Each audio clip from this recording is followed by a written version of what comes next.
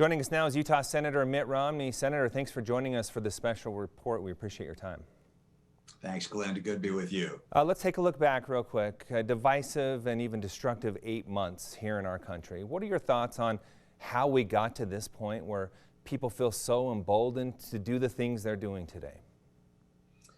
Well, I think a lot has to do with the kind of rhetoric that's come from both sides. We're divided in part because our media is more divided than ever before. We have algorithms that show us what we like to already believe.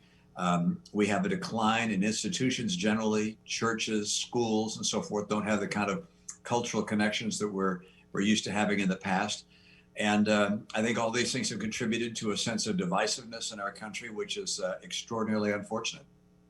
I've always said one of the things that really bothers me about social media is it gives people the right they believe they have to say things that they may not otherwise say in person, but we've even seen that line crossed. You experienced that firsthand as you were harassed at the airport. I thought you stayed calm and collected, but what was going through your mind during that experience and what was it like?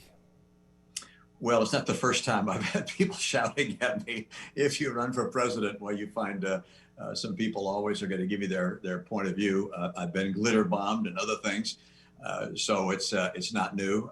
I think it's kind of unfortunate today that we've resorted to the kind of anger and divisiveness that you've seen.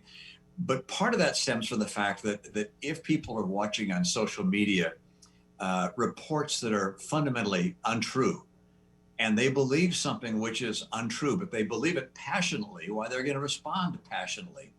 And I think what you're seeing is the result of what happens when people are told lies, when they believe those lies, and when they say, gosh, my country's being taken out from underneath me, and this threatens my future and my children. And so they respond with anger and vehemence. And I think that what's necessary in a setting like this is to see if we can't return to truth and encourage people to reach out, not just to their normal locations on social media, but broadly through the media to understand different points of view. Because we can disagree as Americans without becoming so angry at one another, because there's so much that we share as people who love freedom. When you ran for office, you said all along the campaign trail that you would support the president when you feel he is right and that you would speak out when you feel he is wrong. You have done more of the latter than other Republicans, but we're starting to see other Republican leaders come out and saying the same thing. What responsibility do you believe the President of the United States has? We heard Leader McConnell today saying he provoked the mob. What are your thoughts there?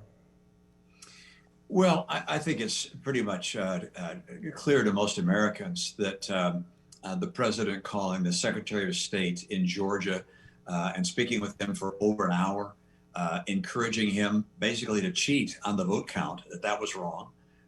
Then to call his supporters to Washington, D.C. on the very day that the Congress was to certify the electors coming in from the various states, that was wrong. But then to incite them and to encourage them to go to the Capitol, knowing full well that there had to be violent individuals within that group, that was also wrong. And so the president, I think, continued in this effort to, if you will, corrupt the election. It was seen first as he pressured the president of Ukraine to try and corrupt the election by investigating Joe Biden and his son. And it's continued through the days of the election. So I like Leader McCain, like Leader McConnell, and like so many others, I believe that some of the president's actions have been most unfortunate. We were just seeing some video of the Capitol being taken over as you were talking. You were there. What was that experience like? Well, I didn't know the degree of imminence of the threat that we faced. I received a text from one of my staff members telling me that the Capitol itself had been breached, and he said, you better get out of there. Shortly thereafter, a member of the Capitol Police Force came into the room and told us that we needed to leave the chamber, and we all moved quickly out of the chamber and went into a secure location. I just have a heart that's broken as I know that people around the world are watching this. And I spoke today with an individual who hopes to become our next Secretary of State, Tony Blinken, He indicated that it's very much in our desire to have other nations hold elections. But China is saying that why hold elections? They're not reliable. And just look at the United States. And this is a message which is unfortunate because we're in a safer, more prosperous world, which is good for Americans if people around the world embrace democracy. And if instead they feel we can't even have fair elections here, how in the world can they imagine they would have fair elections elsewhere? Yeah, I heard a lot of people talking about that and the potential consequences of what we saw happen. Let's talk about the path to healing and unity. How do we go there? What are some of the solutions?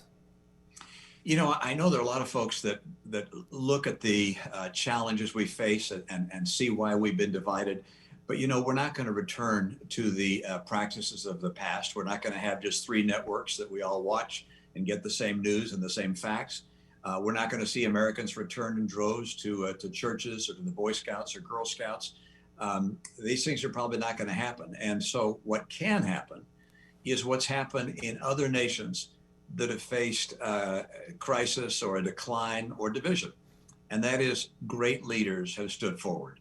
And whether it's Churchill that reignited the passion and the conviction of the people of Great Britain that they could win, whether it was Abraham Lincoln that helped heal the nation after Civil War, we have seen great leaders bring nations together.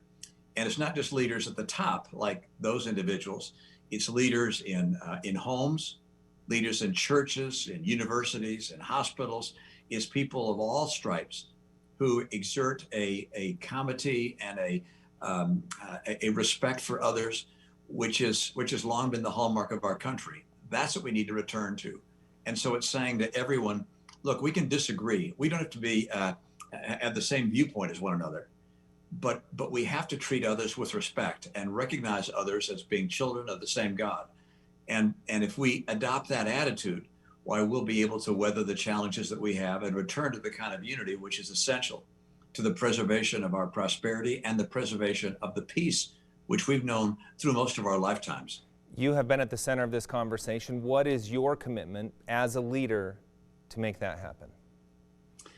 Well, we're going to have a new president coming in, and I already disagree with some of the things he's proposed, and I'm going to be very outspoken with regards to things that I think he's doing that are wrong and policies that I think are wrong.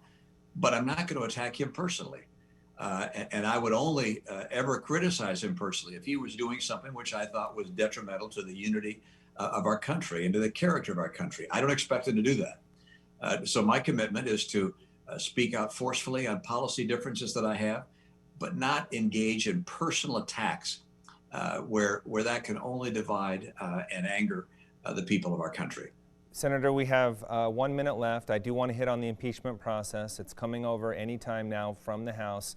Of course, you've been through this before. We know that you voted to impeach the last time, but what are you expecting as this process comes to the Senate again, and specifically what you're hearing from Leader McConnell, which is definitely a change from last time, and will there be 17 Republicans cross over with Democrats? I can't predict what other Republican members will do. My expectation is they will vote based upon their conscience. Like them, I will look at the evidence that's presented. I will review in some depth the briefs and get legal counsel from my staff. And I will make a decision consistent with the oath, which I will be required to take, which is to render impartial justice. So I will do that again, and we'll look very carefully at those considerations. I know that there are some people who say, gosh, what you'll do could have an influence on the Republican Party or matters of that nature. I note I'm not told to render impartial justice unless it might hurt my party. That's not the oath. I have to do what is right based upon the responsibility I have as a Senate juror. Senator, we appreciate your time, a very important conversation. I hope we can get on that path to healing and unity. Thanks for your perspective. Thanks, Glenn. Good to be with you.